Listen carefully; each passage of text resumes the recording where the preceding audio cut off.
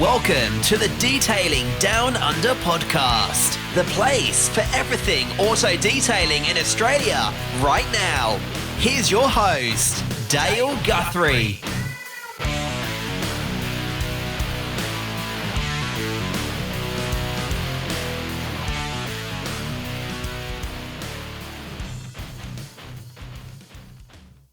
G'day and welcome to the Detailing Down Under podcast. I'm your host, Dale Guthrie. How are we all doing? I hope we're all going well and busy. So back again, and thanks for the support of last fortnight's episode. So the one from Bali. Thank everyone for listening for that one, and a bit of something different there to hear what else goes on in a different country that you probably wouldn't be used to. So that was a good one. So and I enjoyed doing that as well. So, but not a lot happening with me, to be honest. So we're still recording. So got a few planned. So which is good. So keep it going really. So another different one. So probably I've been working on this one for a while. It's something that I got asked to do. I was asking about topics. If you guys had any topics, and if you do, feel free to reach out. Let me know what topics you want me to try and track down and shed some light on. So in our industry, but this one's a bit of a left field. So it was around the mental health side of things within our industry, and it was probably a little bit hard to get probably someone from our industry, but we do have, or we have had people on before that have touched on this subject. So it's not one for everyone to talk about. So, but it's one that we probably should be talking about a lot more. So, a bit of a different one. But I have a local guy here from where I'm from in Mount Gambier, and he runs his own podcast in regarding mental health himself. So it's the Let's Talk podcast. Luke, so he's the host of that. So he's done a few episodes now. I think he's up to, don't quote me on it, he could be up to about 20 something. So he's probably really the only person I thought of at the time. I thought, this bloke will have some stories, and hopefully you all get something out of it. And but we touched on probably all sorts. He asked me a few questions and things that I've been through, sort of thing. So I haven't had too much experience with this, as I explained, but I think we all know someone that's probably struggling with it, that has struggled with it or is struggling with it. So in line with Are You OK Day last week, I thought this was a great time to drop this one. So this was recorded a few months ago. So but if anyone is struggling out there, don't, like we always say, it ain't weak to speak. So just try and find someone close or anyone to have a chat to and let them know what you're going through. And if you are struggling, there is helplines out there. Beyond Blue is probably the well-known one. There's Better Help Now as well. So jump online if you are struggling, or just try and a family friend or whoever to try and chat to. So it's a huge thing at the moment. So, and you might not even know you're going through it, but you probably are. And I think I was going through it a little bit, but you think you're not, but I think you are at the same time. So believe it or not, and I have some loved ones right close to me who struggle with it as well. So I thought Luke was good with his time, and sort of sheds a little bit of light, and even what he struggles through and still does. So I reckon it was pretty cool for him to jump on and but if you are wanting to reach out to Luke, jump onto his socials, and we I think he's pretty cool bloke, all around Aussie bloke that loves a chat, and you'll pick up on that pretty quickly. So, but other than that, hope you enjoy this one. It is different, but I've been working on it for a while. I was requested, and I try and do most requests what I can get my hands onto. So, it's a good one and definitely different. But hope you all get something out of it, and I did as well, which was pretty good. So not much more for me. Enjoy this one, and we'll chat to you in a couple of weeks' time. Cheers. All right. Here we go. So we got Luke Thomson from the Let's Talk podcast. Good evening, mate. How Doug? How you going? Good, mate. So we're a bit on location tonight, of all places. My own detailing studio. Luke is a local Mount Gambier resident and fellow podcaster as well. So this one, I posted it recently about doing one on mental health, and I've had some questions from people. And when we'll talk about topics, I had the question asked, do one on mental health, and it sort of stung me a little bit because it's probably not something I'm probably that good of knowledge about, and that's sort of why you were literally the first guy I thought about. And I'm like, you're local, you're just starting out, and you probably don't claim to be an expert in the area just yet, but definitely not. Yeah, and I thought rather than get someone else on that, I don't know, from like a bigger company and stuff, I thought we'll keep it local, and that's all the only bloke I thought of, so we've been working on it for a while. That's for sure. It's been in the works, that's for sure. Yeah, we're all busy, and yeah, that's right. So it's awesome that you can drop by tonight. I very much appreciated having me on. Nah, so just a little bit about yourself. So 29, Mount Gambier, born and bred.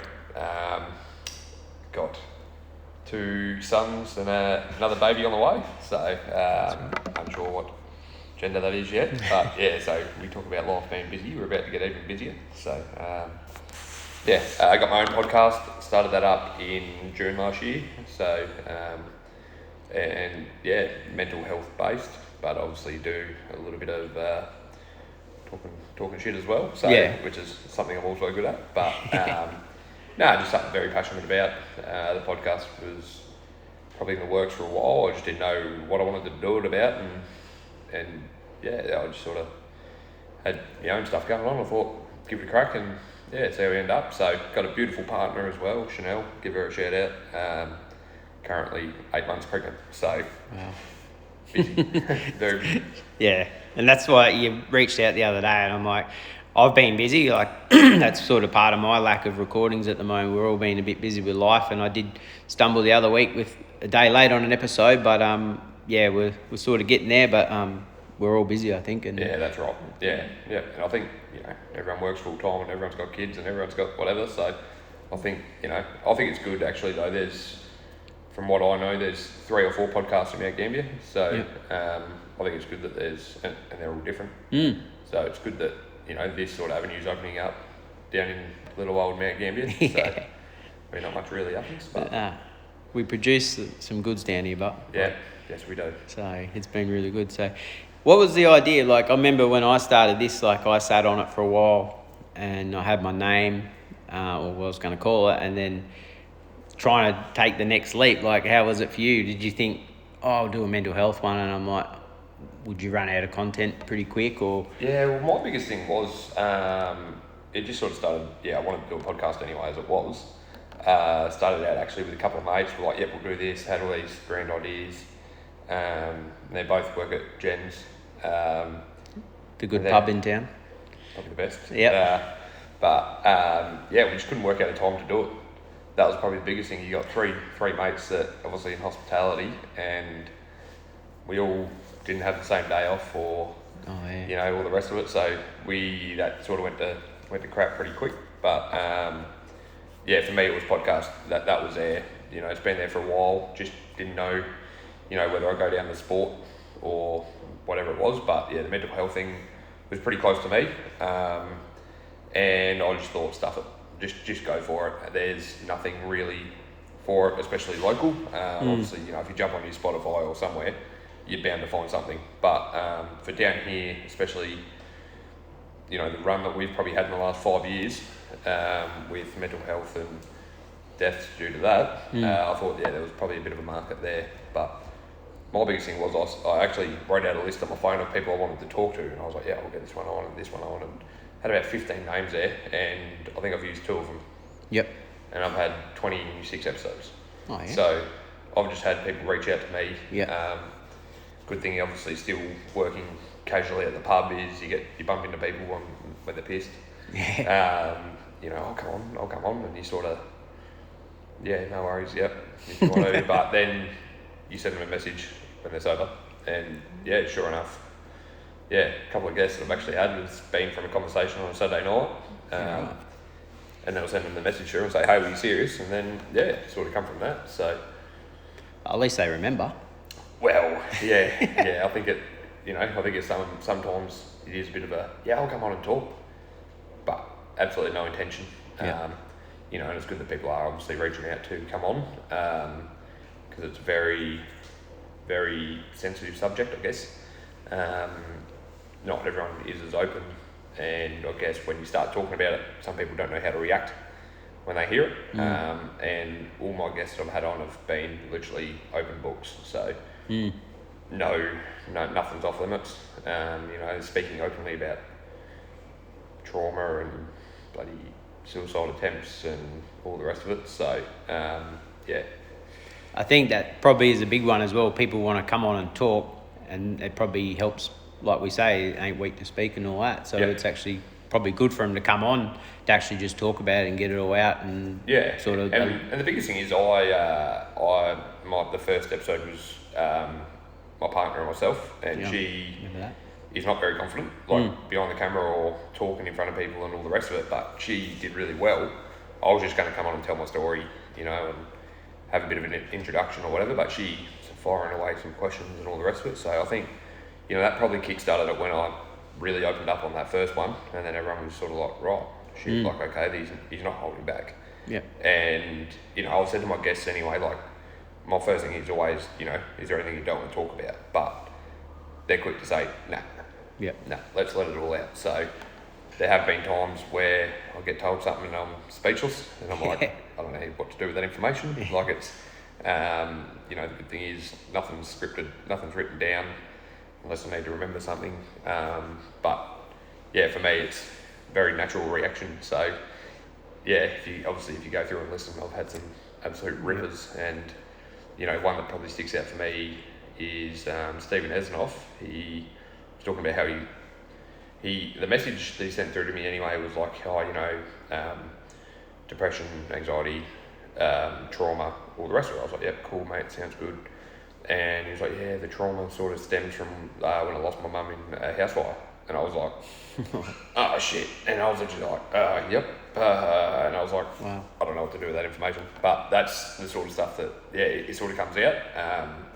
And the whole reason I leave it unscripted is so everything is actually natural. But like I said, sometimes there is a bit of a pause in the podcast because I don't really know what to say with that. But definitely haven't been short on guests anyway. Yeah, which is not a bad thing, but then some of the stories are not ideal either. But it's good for them to people come on and talk about it, and that's sort of why.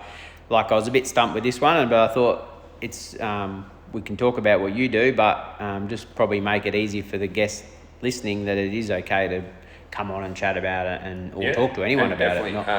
And the biggest thing is, I think, like massive positive for me is the messages I get from people or the conversations I have with people that I guess would never have probably happened 18 months ago.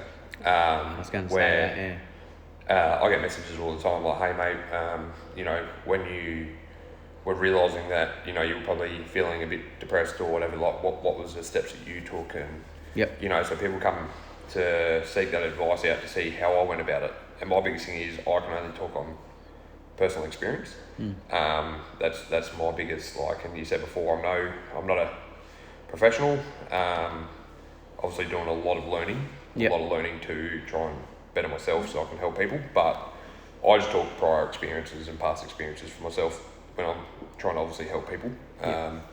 Biggest thing, is just like people come to me and say, hey, like I'm actually not feeling great, right, have you been to the doctor? Or, tell me what's wrong, because sometimes people just need me to talk to. They don't need all the questions answered and all the rest of it, but it's been unreal, like, and very probably unexpected as well. No, that's awesome. When was probably back when you first sort of thought you might have had an issue? Can you explain a little bit around that? Like what were you feeling? So for me, originally it all stems from when I was about 21, 22.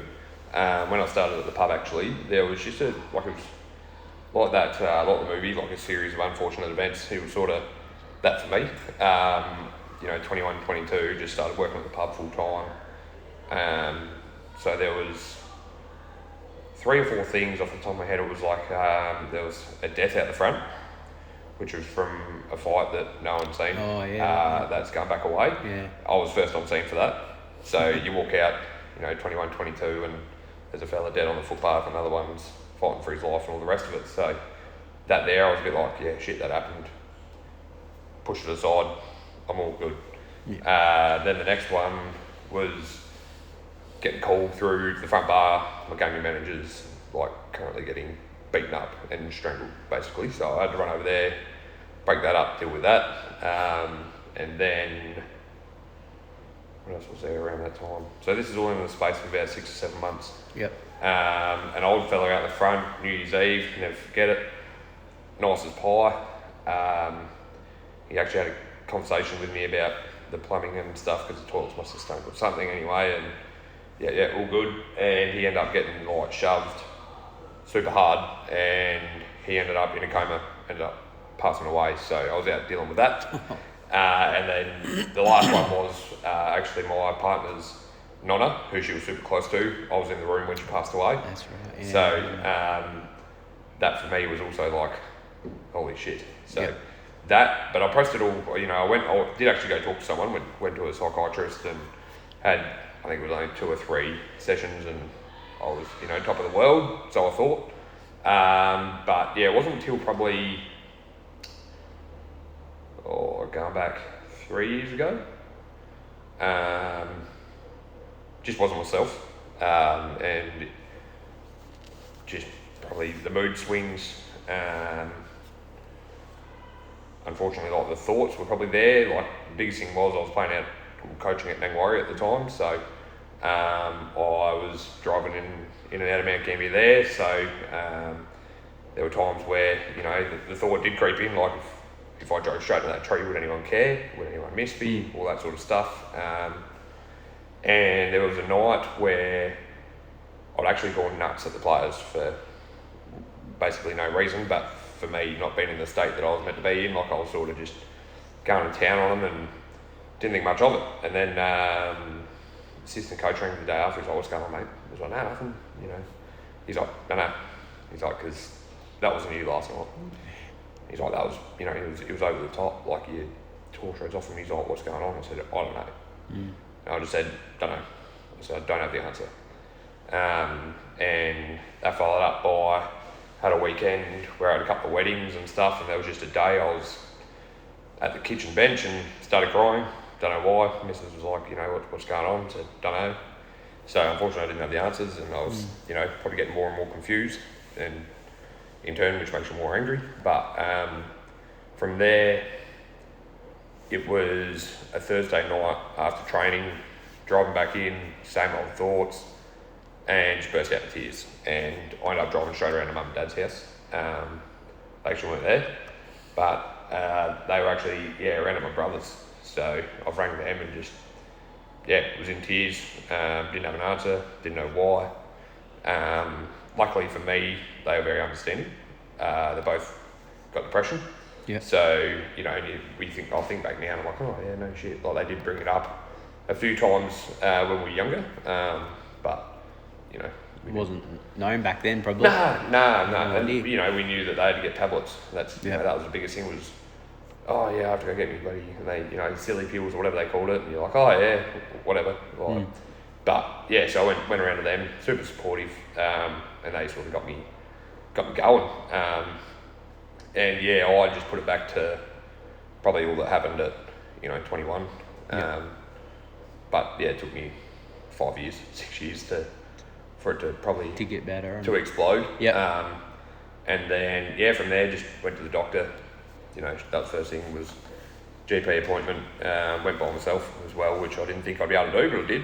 And then from there, mental health plan, all the rest of it. So for me, it's probably been ongoing for definitely for 3 or 4 years, but probably beneath the surface is close to 8 for longer. So, and unfortunately that's sort of what happens. But then you look at depression, anxiety. So my anxiety, which I thought I didn't think much of. I thought it was definitely depression, but my anxiety was like crazy through the roof when you go to your GP, and do your plan stuff. You do a quiz. And I thought, all good. I'll mark that and mark this. And she come back and she goes, it says your anxiety's really bad, and then it's your depression. And I was like, oh, there you go. So because I'm obviously, love talking to people and sort of wasn't overly stressed out, I wouldn't have thought, but yeah, she was like, no, your anxiety's worse than your depression going by this score. And I was like, shit, wow. Right. So that was pretty unexpected. But yeah, from there it was just been a learning curve, that's for sure. So medicated, started off on like 50 mils, did the first round, and they said, yep, we'll come back and reassess. So I actually got to a stage where I felt better. So obviously the medicine was kicking in, and I thought, yep, beauty, I feel $1 million, I've come good. So I stopped taking it. Oh. And then after probably a week, after my parents tore shreds off me and I was getting a bit cranky and all the rest of it, and they were like, you can't just stop. Yeah. And that was obviously probably when the education started. I was like, shit. But yeah, I come good. I thought, you beauty, I fixed it, I've cured it, I'm good.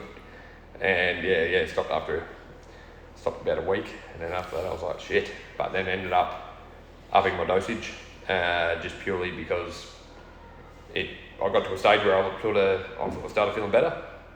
But then that was like, just got to the level where it was like, shit, it's not actually the be all and end all. But you talk about education and learning and all the rest of it. For me, it was like, yep, I'm medicated, I'll be, problem solved. You're good. Not how it works. Yeah. It's more looking after yourself as well, physically. Obviously, big one for working out and footy and all the rest of it, going for a walk or a run, whatever, with the kids or playing outside with the kids. That's all a part of it. That was a quick learning curve for me, was that the medication doesn't just fix your problems. It's it's also self-care. So yeah, I've heard a bit about that. Like, don't want to throw my wife under the bus on this one, but yeah, she loves going to the gym, and she says that's like, it's good for like mental health sort of side of things, just to go and do something or go for a run or whatever. And I go for walks now, but I'm not a gym person. But but yeah. And that's my thing. Like I say gym because I go to the gym, but it's not even that. Like it's literally just, even for me, I started getting up half an hour before the kids in the morning. So they were getting up at 6-ish. This was going back, before Zeb was born, so I only had one kid, and I was just setting my alarm for like 5:30, just getting up and having half an hour to myself, because I was finding if I was waking up when Louis was waking up, it's just flat out from then. So for me, I'm waking up, I'm rattled, he's rattled, I'm rattled for the day. So I was like, you know what, I need to do something here. So for me, it was just literally getting up half an hour, having a coffee, watching TV, or flicking through my phone or doing whatever. But big part of my thing was I just need time to myself before anything even happens in the day. So but now it's obviously, like I said earlier, get up and go to the gym, do all the rest of it. But yeah, definitely coincides with each other, is physical health, mental health. And probably one I probably relate back to in our industry with detailing is how people just work full noise. Like I've probably been there myself with the sort of side gigs what I've done, and I've sort of strung that back a little bit, and I'm probably 100% better than I was probably 2 years ago, from both full on rolls to away, and then being home, and then smashing out cars, going back away. Like, it was hectic, and I was a supervisor, and I'm like, you can't keep this going for that long. Like, and I think I actually might have been burnt out. I think that's once I had 10 months off, and that's when I started this pod. Literally just wipe the slate clean, and then still do what I do, but it's in a much more relaxed role and focus, being back at home more. That was I think that's been a big thing for me. And I think, like, detailing, I get that you probably got your music on or whatever, but you're alone. Yeah, exactly. You know what I mean? Like, going back to you with that, actually, is how do you get on with, obviously, your fly-in, fly-out work and and all the rest of it? I think, you talk stigma around mental health and stuff, that the FIFO work's got a fair old stigma around that, and I think it's probably warranted, but yeah. It is like people, and that's sort of another thing. Like I know a little bit about this topic from what we do within the mining sector from my other side gig. So yes, it is lonely and it's not for everyone. So yeah, that it is quite heavily, and I did experience a bit of that in that supervisor role. Yep. And I probably was way out of my league for not dealing with it well with others because I had no idea. And you think just about some people like, oh, they're just taking the piss. Like, there's nothing wrong with them. No. And then it was one that stood out, and someone said, like, this is how I'm dealing with it. I'm like, it doesn't look like it. Like, you're chatting to everyone and laughing. I'm like, there's nothing wrong with him. But he's like, well, this is sort of how I can deal with it. And I had no idea how to deal with it. I was way out of my league. And, like, that's... we didn't have too much training, to be honest, with that side of things. So it was more about dealing with people, but not around mental health. It was just how to control people and work with them and be a leader. But I was, if someone like that person did come to me and I'm like, as if, like, you're just taking the piss. You just don't want to work. And then, once we delve in deeper to it, he probably wasn't taking the piss. He was serious, and I just was way out of my league to deal with it. So, but I think I was on a much more lengthy roster. It was only 2 weeks away, but now I'm on a week away. And I do this podcast and detail in between that I don't probably brag about too much about that, but people know what I do. And I think me being home more and sort of relax that supervisor role, I'm not doing that anymore. Right. So I can go back and just not cruise, but it's not hard. No. But that's sort of just working, not not under serious pressure, and I'll come home and then I had to deal with all that again, plus trying to detail and then introduce this podcast, so that was another workload, and I think everything just snowballed. And the word burnout, I don't know if it could have been that, and I think it possibly might have been. Like, you think you can do everything, and everyone does. We talk about when people post, like, up at whatever hour, like I was up at 1:30 this morning detailing, but you don't do that every night. Like, it's once a week maybe, if that. But that's what I say to guys, like, have your weekends off. I know we all work for ourselves and we're trying to pump cars out and stuff, and just in any work, no matter what industry you're in. But just, you got to have that time out to probably recharge a little bit and do your walks or go to the gym and just shit like that. But time for yourself. That's exactly. Go for a ride or whatever you want to do. Take your old car out, go for a drive. So 100%. That's where I'm at now. I'm just like, you can book so much in, and I'm only one man, but you just sort of relax that a bit and have more family time, be home more, but still do cars, but do quality, not quantity, not trying to smash out cars day in, day out. It's like, if you have to, maybe employ someone or just scale back a little bit, just because you will burn out, and it's and that's where the mental health stuff kicks in, and you think you're invincible and bulletproof. I think you will go through that, especially, you talk about men's mental health and the stigma around men's mental health and blokes, being blokes and meant to be. Yeah, we're all good. This sort of, we're made to be this sort of person, but the old burnout, I think, catches everyone out.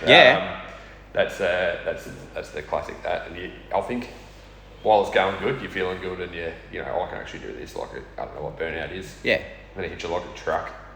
I don't need to talk to anyone either. Like, I'm all good, mate. And that's the thing, and I guess, like, you normalise it when, what have you been up to, mate? I worked, and your sake, it's, just got back from work, I've done, 8 cars today, and I'm, going good. So hang on a minute, there's something there, and I think, like, for myself, mine was the pub, and once you start managing, obviously, in that role, you're there, and when you're not there, you're still there. So, and I think that grind probably took its toll on me a fair bit. Still middling working 6 days a week between the school and the pub at the moment, so, but like you said, it's manageable. You'd probably cop a bit from the pub, would you? Like, people coming in, maybe if they didn't know you about your podcast or what you've been through, they'd probably just want to have a chat with you anyway. And I think that's where I found I shouldn't say dealing, but like helping people and even just listening is, I've been doing it since I was 21, since I started in the pubs, is you get some characters. And I think for me back then, you know, sometimes you just think, oh, they're pissed or whatever, but like now where I'm at now is like, okay, these people actually, you know, they have something that's eating them up inside, and if they talk to them when they're pissed, that's fine, you know what I mean? I've had people messaging me on the piss, you know, blah, blah, blah, blah, yep, no worries, and I don't really tend to say too much that night, but it's sort of that Sunday, it's more like, hey mate, Yeah. you know, What's going on? or they talk to me the Saturday night and they're, oh, you know, blah, blah, blah, yeah, cool, you know, just enjoy the rest of your night, mate, you know, like I'm going to be here till 2 if you want to have another chat type thing. But for me, it's like the follow-up message on the Sunday is like, mate, you spoke to me about this last night, what is going on? So it's a good thing, I think, being around that. And like I said, being unintentionally helping people and dealing with people for 8 years, I guess, you sort of just, it was a natural. Not even know you're doing it. Like, you know you're trying to help them, but it's like, done it right there. Yeah, and the biggest one I think like I take from, especially like the bar and the pub, is like Frankie Holden. I had him on, I don't know when that was, but that was like a long time in the works, but he was battling and he used to come just to the pub and talk to me. And for me, I was like, yeah, we'll get around to it, but you know, there were nights where I'd finish at 2 a.m. and back into open at 10, so you know, you don't have time to actually do anything. But for me, with Frankie, that was a big one where, and he spoke about it on his episode with me, was like, he was coming in to see me, and I was just, you know, yeah mate, yeah, bloody oath. And it wasn't until you sort of click and you're like, oh shit, okay, like, he needed help, like, and he eventually, you know, he's helped himself and he's absolutely flying at the moment. But yeah, it wasn't, you know, and I was only probably 22, 23, I guess. Talked a little bit about mental health back like mid-20s, like 5 years ago. That was on another podcast. And then actually spoke up on one of my mates' podcasts I had going, the Richo and Toddy Potty. And that was just they were only 20 years old at the time, I think, 19. And it sort of just popped up. And that was from like conversations had at the pub. It was just, you know, or whatever, playing footy, all the rest of it, and it was these conversations I'd had with them, and they sort of like, oh, you know, and they interviewed me once, and then they interviewed me a few months later, and like, oh, you know, fair bit's changed for you, mate, blah, blah, blah. I'm like, yeah, had the full conversation about footy and all the rest of it, and like, yeah, I've actually, I've been like recently diagnosed with depression and anxiety, and they were both like, shit, like it sort of took me back, but it was it just come out, obviously, but yeah, it was just one of those things, I guess, like the conversations were sort of had in a roundabout way, but they weren't obviously that direct. So yeah, like I said, it's definitely a bit of a blessing that, you know, I'm in that position and dealing with those sorts of people, but also helped me move into like the youth work SSO stuff at Mount High. You know, a few of the kids say, oh, you know, we're pretty bad and all the rest of it. Like, mate, I've worked with drunk people for 9 years, like using nothing. Like, and you know, you help these kids through their problems, and it's great. But the biggest thing is for me, you know, I've been dealing with that just in a different setting for so long. It just is natural. So, and that's the other thing, we probably don't want to mix alcohol with depression either, but I think sometimes people love a drink just to probably put it aside maybe, and then that probably gets it out. If you're at the pub, they come talk to you and I feel let like it out. You know, you talk alcohol and we could go on about it, but I'm not going to, because obviously I love a drink too. So, but if you're obviously drinking to try and help yourself, mask it a bit, that's when it's a problem. But you know, as a bloke, and I know as a bloke, the first thing you do is, hey mate, want to catch up and go for a beer. You know, my biggest thing is, as well with that, is coffee. Love a coffee. So we go to Karma Coffee nearly every morning, and that's literally it though. Like if we go to the gym or I see someone that's like, hey mate, want to catch up for a coffee, or you know, want to go down to the pub for a beer, and that's, you know, and that's the thing that I was probably trying to get across early on in my podcast was, you know, sort of like, do I talk about the alcohol? And, you know, biggest thing is if you're drinking to mask it, or, you know, you're drinking every day heavily, that is a problem. But for us as blokes, it's actually going down the pub, having probably a punt, having a beer, having a feed, and a chat. Yep. And, you know, that's where probably most of my things happen, is people do come in and they probably know I'm working, or they come in for a drink. So I'll sit down and have a drink with them. So, all right, what's going on? Like, you know, we wanted to catch up. Here we are. Yep. So, you know, and that's all part of it. And that's the biggest thing with having a beer and all the rest of it is that's what we do. Yeah. So. Yeah, right. I'm the same. I love a drink, but it's I'm just love a drink. Which like I said, there's absolutely nothing wrong with that. Yeah. I don't so much anymore, but like I said, for me, it's just that's the natural thing for us blokes, and you know, is to catch up, have a beer, and you know, it's not so much checking in, but you know, I think it's more relaxing if you're in that pub or coffee shop. It just relaxing area. Yeah, change of environment as well. But yeah, it's definitely just one of those things where that's just what we do, is catch up, have a beer, have a chat, and all the rest of it. So, you know, obviously, I've seen the other side of it, where with my medication and alcohol doesn't mix. Yep. So I have nights, I've had nights where, you know, for 21st or if it's a 30th or whatever, and I just do just one or two dumb things, and I'm like, shit, I don't normally do that. That's not me. Yeah. Type stuff. You know, you can't blame anyone else other than yourself. Yeah.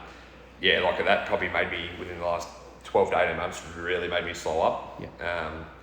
You know, I was obviously just trying to get pissed whenever I could on a weekend or something. You know, if you have a party on, or you have a wedding, or you have whatever, like, it's all well and good. But I was just finding that with my medication, and it also depends what sort of headspace you're in as well. Exactly. But it's just one of those things where I was getting pissed and I'd do something dumb, and I'm like, why did I just do that? Like, it was just, you know, we all have regrets where you do something dumb, but it was, for me, it was like every time. Yeah. Whereas I'm like, that's not something I'd actually normally do. So Before it gets too serious and something actually happens. yeah. For me, it was just like a shit. Like, you know, I actually was pinpointing it, and I'm like, yeah, it's probably, you know, it's probably the medication, because that's when it all sort of started, I guess. Like, I used to do dumb shit before that, but it wasn't like, for me, it wasn't like, if I'm not hurting anyone, then it's all well and good. But there was, you know, just doing dumb stuff, and I'm like, Jesus, that was actually stupid. Like, what are you doing? Yeah. But, and the other thing is, I mean, the older we get, the longer the hangover lasts, and the worse it feels. So that's definitely made me scale back. But like I said, still don't mind a beer and having to catch up. So Yeah, no, I'm like, I love a drink, but I'm not here to write myself off every night. No. Have a couple after work or whatever. And that's in the mining industry now. Like, everything's mid-strength. We have full mid-strength bar. We're only allowed 4 a day. Two's enough anyway. That's I'm right. happy with 2. But that's changed all around the sort of not. So where do you fly out to for your mining? So I go to Perth and then fly up to site out of there. Right. So. Because one of my mates is up at Olympic Dam, and he said the same thing. He was like, So I said to him, like, oh, geez, you'd be, you know, because when he just started, I was like, oh, you'd be happy, you know, you bloody finish work, get pissed. He's like, nah, he goes, can't get pissed anymore. I was like, what? He's like, 4 middies. I'm like, oh, yeah. You know, and it's not that bad. Like, back in the day, it wasn't. You wouldn't write yourself off. You might on a shift change, and that was like your Saturday night.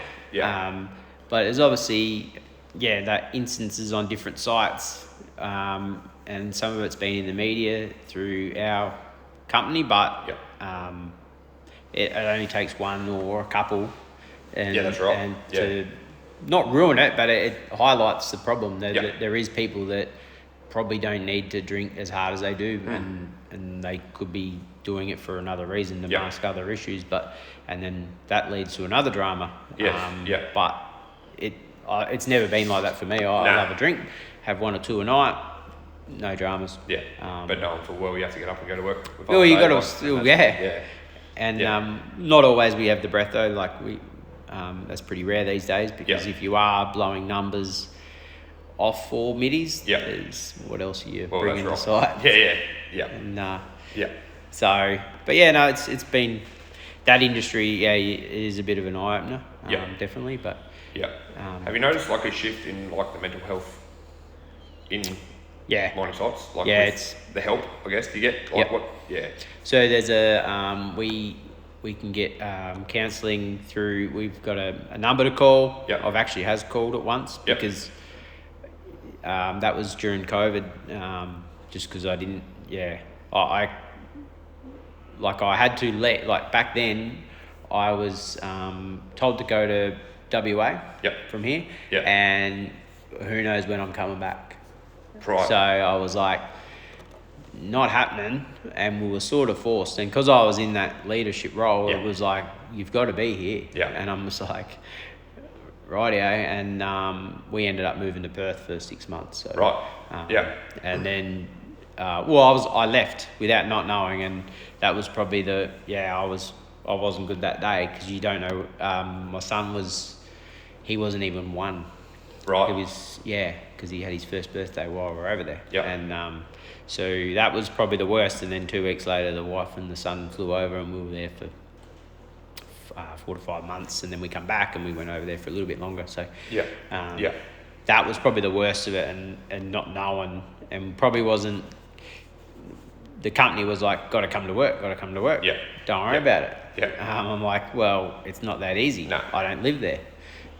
So that was sort of probably the hardest, and that's the only time I've used it. But we've got little sort of like chill out rooms that there's a room in our area that we can go to and chill out, and we have like peer support people in our crew. They put their hand up to do that role, and you can go and have a chat to them, and it's all confidential, obviously, and stuff like that. So they take it pretty serious. And we've got a lot of support for it. So they've highlighted a lot more in the last probably 3 or 4 years, I reckon. It's come right up, and you do hear bits and pieces from other sites in that industry, what's going on with people while on site. But a lot of because the old rosters used to be quite long. These are only week on, week off now, so that their lifestyle, so people are home more, because I think it was affecting your family and all that sort of thing. You hear, and that's all part of that stigma, I think. You only hear, all you hear is that they're on big money and all the rest of it. But you know for a fact that it goes to shit pretty quick as well. And a lot of one was around when I was leader is around the kids side of things, because I never had one at the time, and then I got to be home with the kids and this and that, and you don't understand. And I had no idea. Whatever. And then once you have your own, you go far out, and I know what that means. And I'm like, I'd done a lot of stuff probably earlier on as a leader and not being home.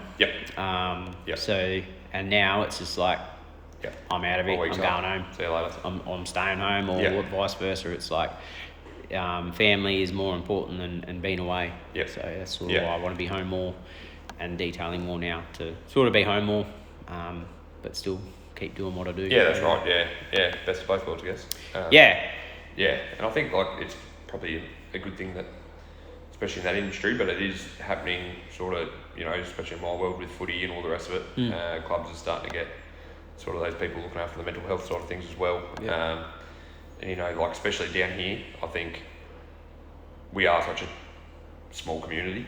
There is 30,000 people, but everyone knows everyone along the line somewhere. So and that's the biggest thing I've sort of been pushing is you look at look at the figures. I'm not real good with the exact figures off the top of my head when you talk mental health, suicides, all the rest of it, but it's something along the lines of 170 people are affected by a suicide on average. But I feel like down here, that number would 100% skyrocket. With unfortunately, with the ages being younger and younger. I was going to ask that around your school, when you go to schools, how young are these kids affected these days with? From the get-go. So that obviously just comes from experiences at home, I guess. Trauma, all the rest of it. I would say it is getting worse. It's a good thing that we do get trained to an extent to deal with stuff, but the help and the resources, especially down here, just aren't actually here. Which I actually did my mental health first aid last Thursday, so officially a mental health first aider now. But I was chatting to people from other sites up in Adelaide and all the rest of it, and they're like, yeah, it's the same thing here, basically. So, you send out a referral or something for a kid to go to get, a psychiatrist or a counsellor or whatever. Yep, no worries, yep, that'd be 2 months. Oh, wow. And you're like, hang on a minute, like, He needs one now. Yeah, needed one yesterday. Yeah. Type situation. So, and like the biggest thing is like all those guys work hard. Like the local Headspace there under the pump, and they're for between ages 12 and 25. I'm pretty sure off the top of my head. So, they're dealing with that, but they're under the pump. They do a good job. And they do as much as they can, but at the same time, you're trying to obviously get people, kids referred into there, and it's a bit of a wait time for that. So, unfortunately, the resources and the number of staff and stuff that we need isn't exactly here. So, especially as a youth worker or whatever, you take on that little bit extra. The good thing for me is being so passionate about the field of mental health that I do have a good old chat with a few kids and, try and sort of, I don't counsel them, but it's just being that ear, I guess. Yep.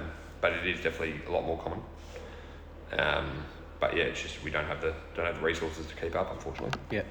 Do you recommend other people to ring like Beyond Blue and anyone else like that? Yeah, definitely. Stuff like that? I visited the Beyond Blue website a few times.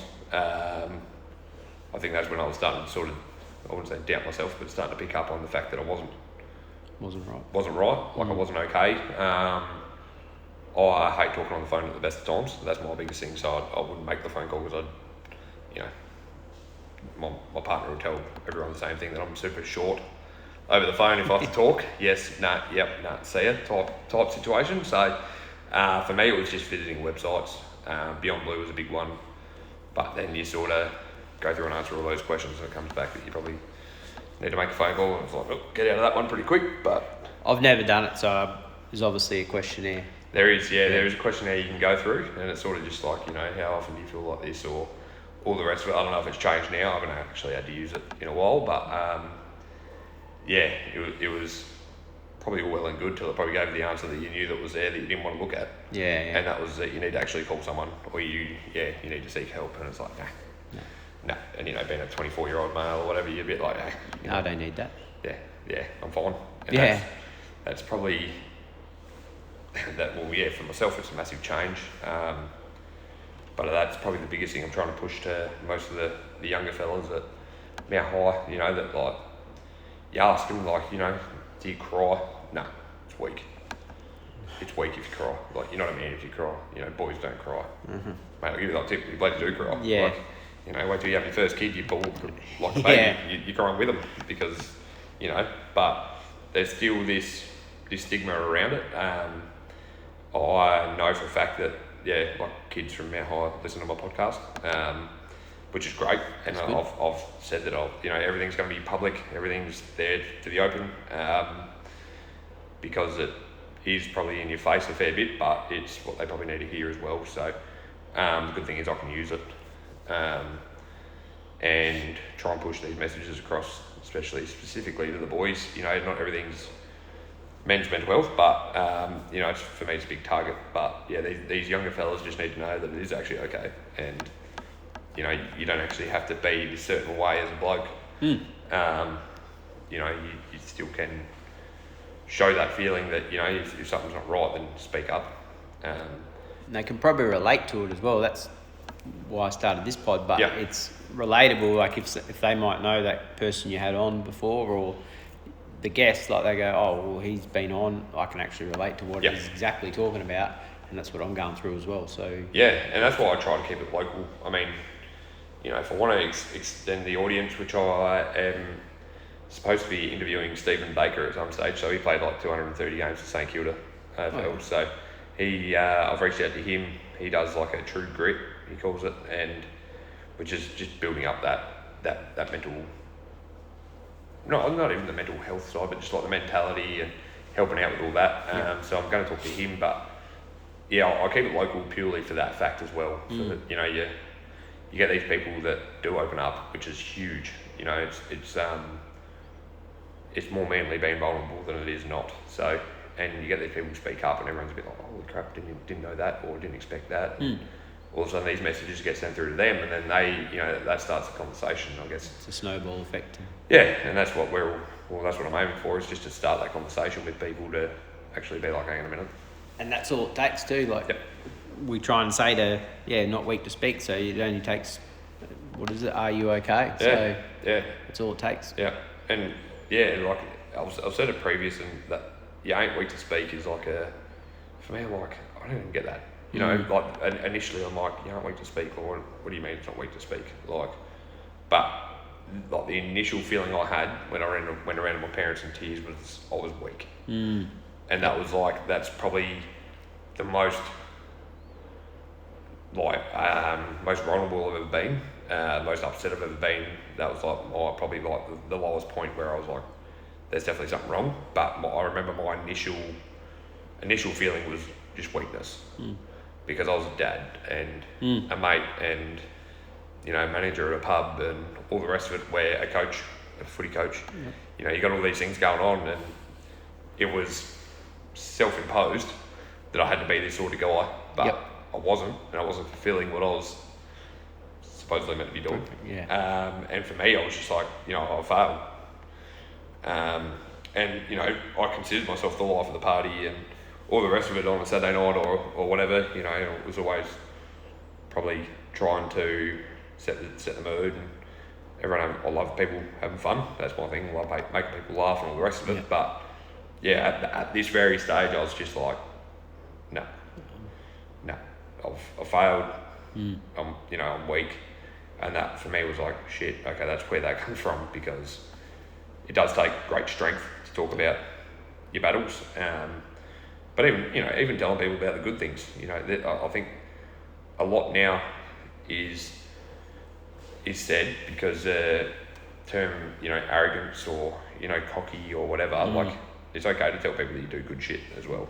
And, like, even with yourself, that you are successful, which is great. You've got work when you come home, like, people start up their own business and it's crickets. So for you, it's like, hang on a minute, like, you're doing well, and people actually want to hear that you're doing well. So I think that's obviously another change that's sort of come into it is, and I tell, the kids that I work with, like, tell people, like, you don't have to brag, because that is when you start being cocky. But when you do something good, actually tell people. If someone asks, what have you been up to? I completed this, or I finished that, or I've learnt this, or I've done whatever. Just tell people. Like, doesn't always have to be about the negatives or the downside of life. It's always good to tell people about what you've done. So big thing is in our industry is like like everyone perceives how busy they are on Instagram and stuff like that, as we say.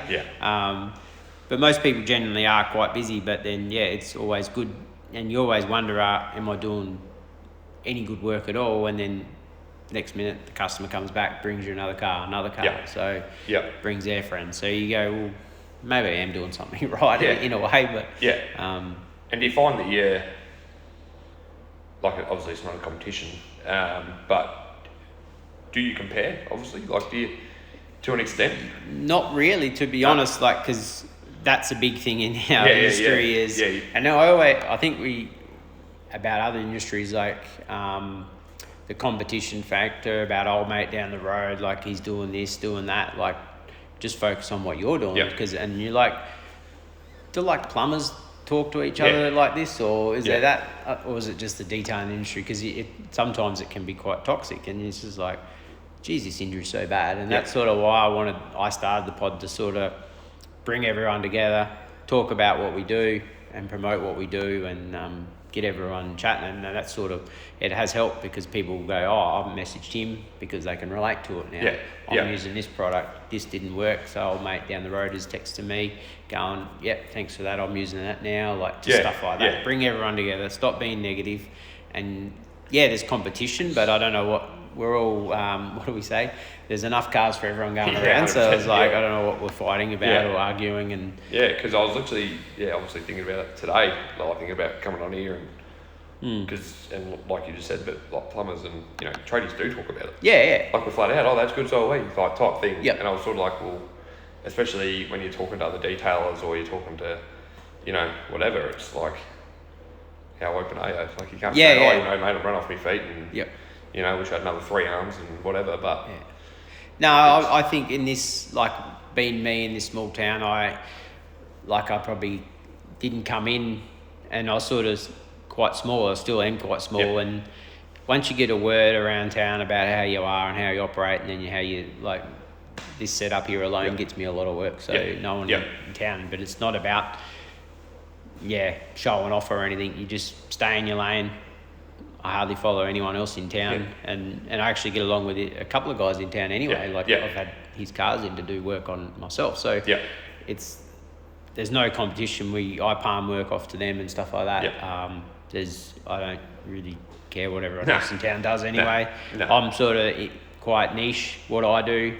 No one else wants to do what I do, so it is what it is. So, but yeah, we do have that thing in our industry. Like, I don't like this guy. This guy's this and that, and this is like, are we the only industry that does this? I don't, possibly not, but it is.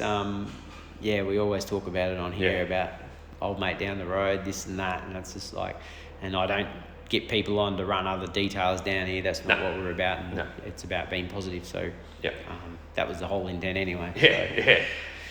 So, but it is. It is crazy like that, and we always wonder if it's just our industry or is it? I don't know. I think it's probably not just your industry. I know I was, working in pubs and whatnot. Been busy, mate. It's been okay.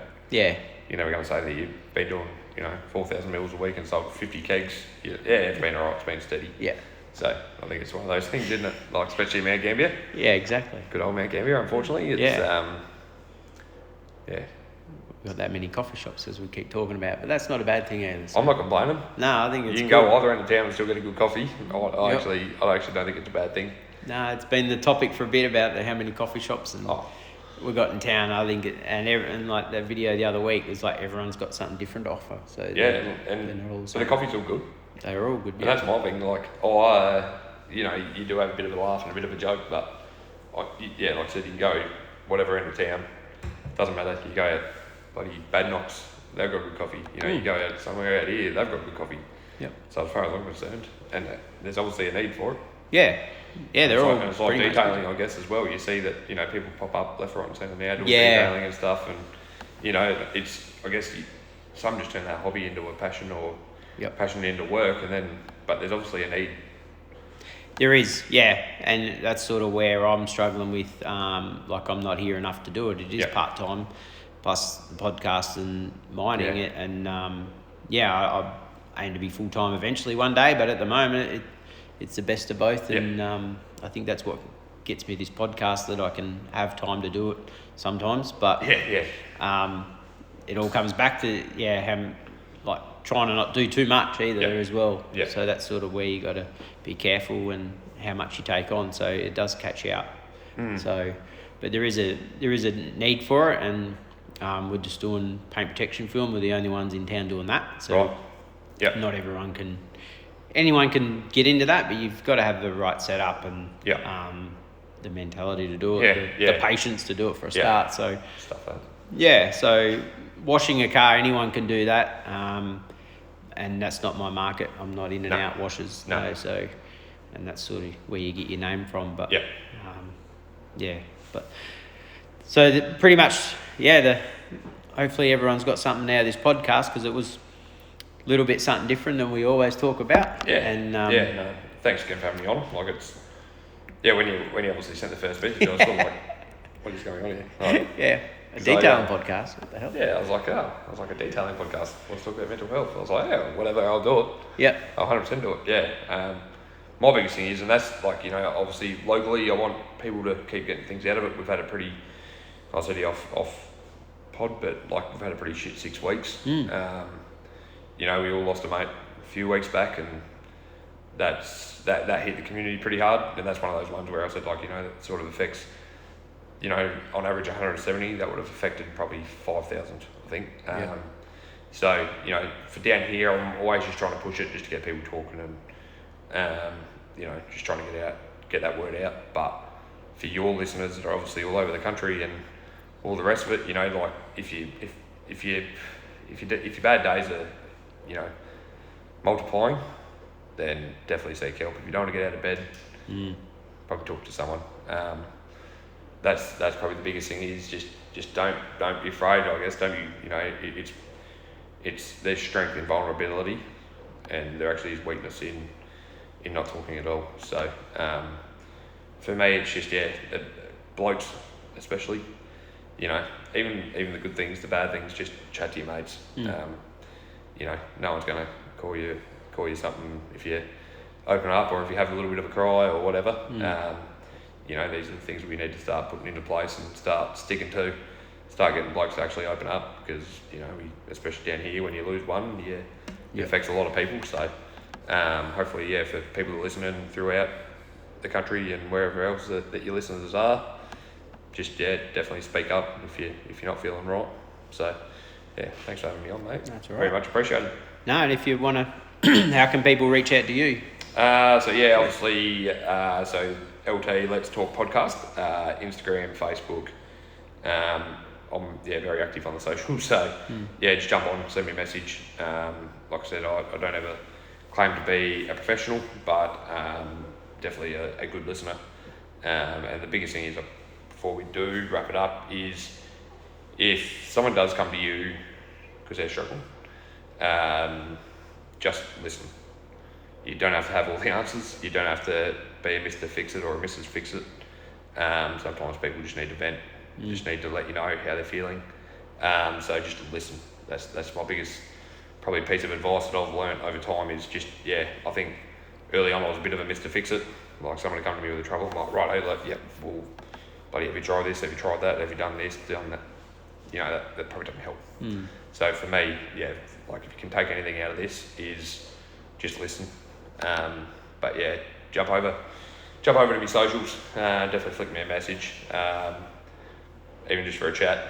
Like I said, I've got a couple other podcasts on episodes where it's talking basketball and talking life and talking shit. So if you're up to that as well, then 100% flick me a message. So Nah, thanks, mate, for coming on, because like I said, it wasn't going to be an easy one for me, and I'm stoked that you're local here and to get you on. So I just didn't want to tick a box. I thought we'll try and get some quality out of it. So, and hopefully we've done that. And by all means, even reach out to me. I don't claim to be an expert even in podcasting. So we've had people on here that have come on and talked about it, which was good. So hopefully everyone can get something out of it and speak up pretty much. Yep.